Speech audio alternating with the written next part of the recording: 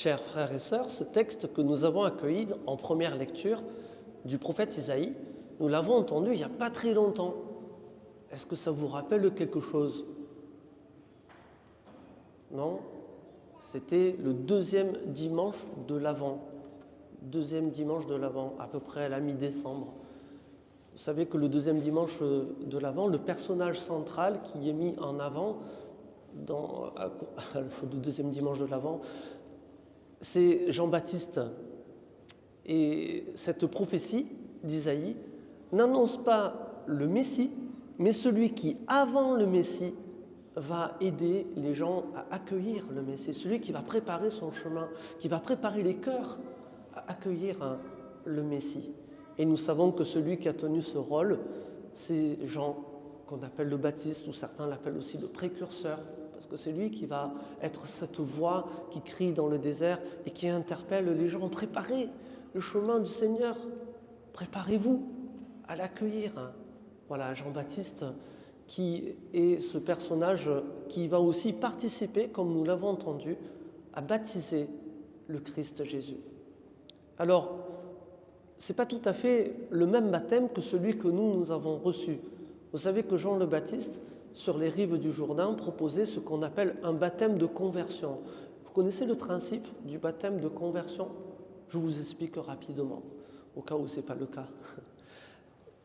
Le baptême de conversion, en gros, quand on pensait qu'on avait fait des fautes, des erreurs, des péchés, des bêtises, appelez ça comme vous voulez, eh bien, quand notre conscience nous titillait et qu'on se dit « Ah, j'aurais peut-être besoin de me repentir », eh bien voilà, il n'y avait pas beaucoup de moyens à ce moment-là pour obtenir la miséricorde de Dieu, le pardon de Dieu. On ne savait pas trop quoi faire. Et du coup, Jean-Baptiste, lui, proposait ce baptême dans le Jourdain. Et vous voyez, il y a une symbolique très forte où quand on reçoit l'eau du baptême, quand on est baigné dans l'eau, on n'est pas seulement lavé physiquement, corporellement, on est lavé aussi intérieurement. Le Seigneur nous lave de nos fautes. Vous savez, comme on chante dans le O Happy Day, « He washed my sins away ». Il m'a lavé de mes péchés, il m'a lavé de mes fautes, il m'a pardonné. Il m'a pardonné. Voilà le baptême que Jean le Baptiste proposait.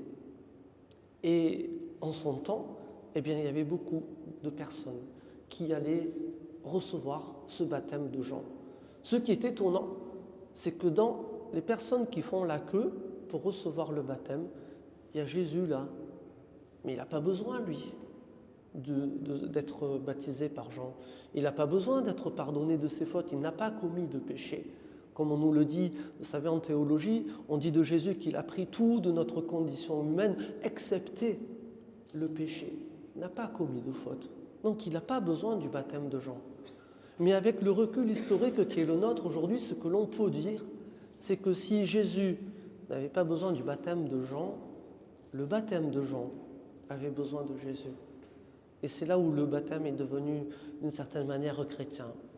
Vous avez remarqué que si l'évangéliste Marc, là, en l'occurrence, prend la peine, mais on le trouve aussi chez Luc et chez Matthieu, si les évangélistes prennent la peine de nous relater cet événement, c'est bien qu'il y a quelque chose d'exceptionnel qui s'est passé et quelque chose de notable que nous pouvons retenir pour nous aussi, frères et sœurs, aujourd'hui encore, même si nous sommes plus de 2000 ans après cet événement. Vous avez remarqué les trois éléments qui nous disent « Ah, là, il se passe quelque chose d'exceptionnel ». 3 éléments nous donne l'évangéliste. Vous les avez repérés? Le premier élément, le ciel s'ouvrit.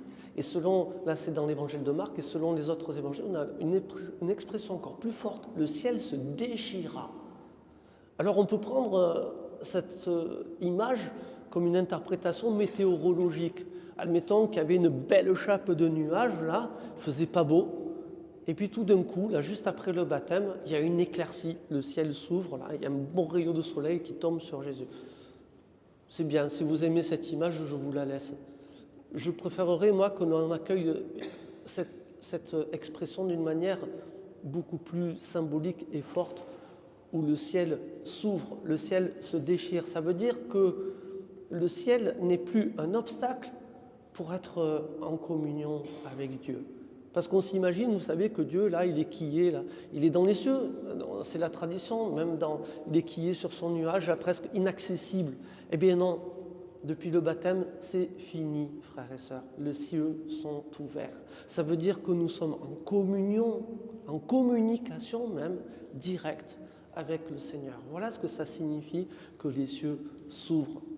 Et nous pouvons nous réjouir de ça parce que depuis le baptême de Jésus, les cieux sont ouverts.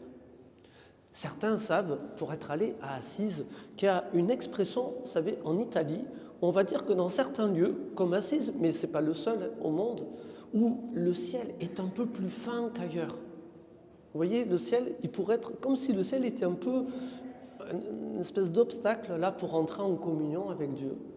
Eh bien, il y a des endroits où on dit que le ciel, il est tout fin. Si on entend bien ce que nous dit l'évangéliste, il n'y a plus de question d'épaisseur là, de fin, de pas fin, d'épais. Les cieux sont ouverts, tout simplement ouverts. Voilà, et frères et sœurs, c'est cette réalité que nous sommes appelés à accueillir ce matin. Depuis que Jésus a été baptisé, depuis que nous-mêmes nous avons été baptisés, les cieux sont ouverts pour nous et nous pouvons être en communication directe avec le Seigneur. Deuxième élément, il y a l'Esprit Saint qui va se manifester sous une forme corporelle, une colombe, nous dit-on. Alors ça ne veut pas dire qu'il y a un pigeon qui passait là par hasard, comme ça peut arriver dans nos églises. Il y en a des pigeons, hein, vous les avez vus hein, dehors là. Et, bon, c'est pas ça, c'est l'Esprit Saint là qui est manifesté. C'est bien l'Esprit de Dieu qui descend là sur Jésus sous une forme corporelle. Et cet Esprit Saint, il est important. Hein. Paul nous a dit dans la deuxième lecture que grâce à l'Esprit Saint, nous avons reçu abondance de grâce. Et cet Esprit Saint, nous l'avons reçu, nous aussi, à notre baptême. Et puis, troisième élément, on entend une voix. On ne voit pas la personne qui parle, mais on entend la voix. Et là, c'est même tout le monde qui entend la voix. Ce n'est pas que Jésus qui l'entend, ou Jean-Baptiste. Non, c'est tout le monde qui entend cette voix, qui atteste. Toi, tu es mon fils bien-aimé. En toi, je trouve ma joie. Ou selon les traductions, en toi, j'ai mis tout mon amour. On a les deux, en fait. Toi, tu es mon fils bien-aimé, en toi je trouve ma joie, ou toi, tu es mon fils bien-aimé, en toi j'ai mis tout mon amour. Cette voix, c'est celle d'un père qui atteste que par le bain du baptême, nous devenons ses enfants, ses fils bien-aimés. Frères et sœurs, c'est celui-là de baptême que nous avons reçu. Le jour où nous avons été baptisés, on n'a peut-être pas vu le ciel s'ouvrir au sens météorologique du terme, mais comme je le disais, le ciel est ouvert pour nous. La communication avec Dieu est enfin devenue possible et directe, sans intermédiaire. Le jour où nous avons été baptisés, nous avons reçu l'Esprit Saint. Alors on n'a peut-être pas vu intervenir sous une forme corporelle, quelle qu'elle soit, mais on utilise, vous le savez, le Saint-Crème, cette huile parfumée consacrée par l'évêque une fois par an lors de la messe chrismale qui symbolise le don de l'Esprit qui nous est fait au jour de notre baptême. Donc l'Esprit Saint, nous aussi, nous l'avons reçu. Et comme insiste Paul, et j'aime bien cette image, il nous dit grâce à l'Esprit de Dieu, nous avons reçu abondance de grâce, l'abondance de grâce. Et enfin, troisième élément, le jour de notre baptême, les gens qui ont assisté n'ont peut-être pas entendu la voix du Père dire « Toi, tu es mon fils ou tu es ma fille bien-aimée, en toi je trouve ma joie ou en toi j'ai mis tout mon amour. » Mais quand je célèbre des baptêmes, j'aime bien dire « Voilà, frères et sœurs, le pâle représentant de Dieu que je suis en tant que prêtre, je veux bien prêter ma voix pour dire au nom du Père « Tu es mon fils bien-aimé, tu es ma fille bien-aimée, en toi je trouve ma joie, en toi j'ai mis tout mon amour. » Et j'aimerais que nous puissions accueillir, nous aussi, cette phrase pour chacun de nous aujourd'hui, nous qui avons été baptisés. En effet, le Seigneur qui nous connaît bien, il sait qu'est-ce qui est vraiment important pour nous, pour que nous puissions nous épanouir, pour que nous puissions être heureux dans cette vie. Il sait qu'il y a vraiment une chose essentielle à recevoir de sa part, c'est cet amour qu'il a pour nous. Et c'est pour cela que le Seigneur nous envoie cet Esprit Saint. C'est pour cela que les cieux sont ouverts, pour que cet amour, nous puissions vraiment l'accueillir de lui. Et que accueillant son amour, cet amour de Dieu, cet amour qu'il a pour nous, nous puissions nous aussi, à la suite de Jésus, cet amour, le mettre en œuvre, le mettre en pratique et en faire profiter tous ceux qui nous entourent. Amen.